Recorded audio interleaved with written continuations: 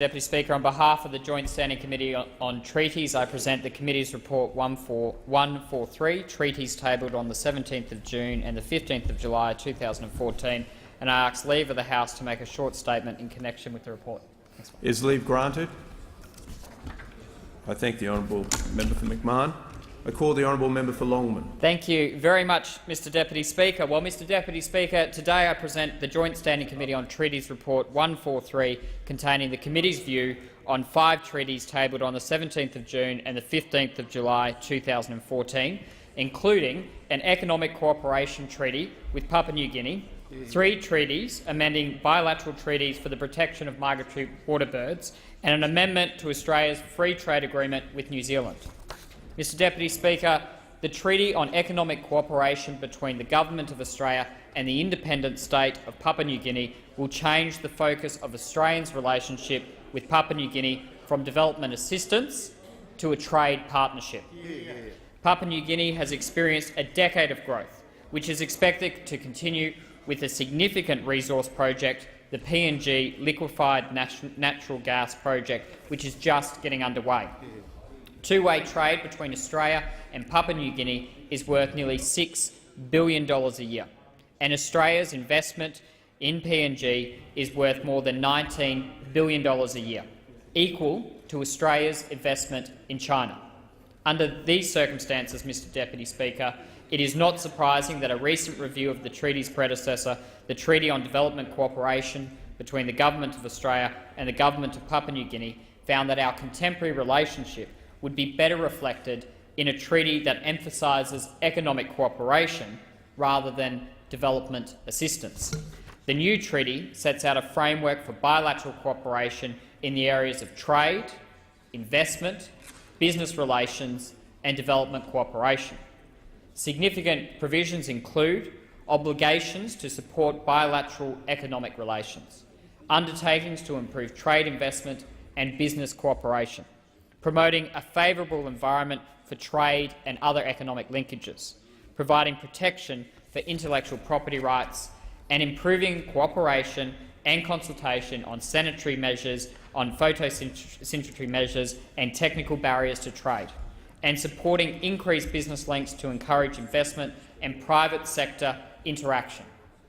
Mr Deputy Speaker, while the proposed treaty changes the focus of the relationship from development to economic cooperation, it will continue to govern our development relationship and explicitly articulates a shared commitment to the prevention and the detection of fraud. The committee supports this treaty action. As previously indicated, Mr Deputy Speaker, the report also reviews amendments to 3 bilateral treaties protecting migratory water birds. The bilateral treaties with China, Japan and Korea are part of a network of agreements aimed at protecting wetlands used by water birds that migrate from as far away as the Arctic Siberia to Australia and New Zealand. The migratory route used by these birds is called the East Asian Australasian Flyway. According to evidence taken by the committee during its inquiry, the flyway is generally in decline. Migratory shorebirds in particular are experiencing a significant decline in numbers. Mr Deputy Speaker, the amendments to these 3 treaties involve the additional removal and amendment of species from the list of species each treaty protects. The amendments reflect improvements in the scientific knowledge about migratory species in the flyway, and species that have been found not to migrate between the treaty parties are being removed, while others that have been found to migrate are being added. The remainder of cases reflect advances in the understanding of taxonomy of the species. Mr Deputy Speaker, given the flyway's declining health, the committee hopes that the treaties will begin to fulfil their intended purpose of protecting species using the flyway. The committee supports these amending treaties. Finally, Mr Deputy Speaker, the committee reports on a proposed amendment to the Australia-New Zealand Closer Economic Relations Trade Agreement to reflect changes to Australia's media ownership laws concerning foreign investment.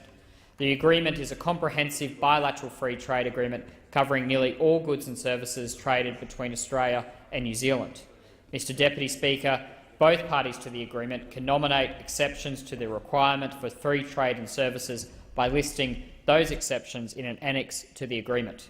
One of the exceptions listed by Australia applies the limit on foreign ownership of television and broadcasting services set out in the Broadcasting Services Act 1992.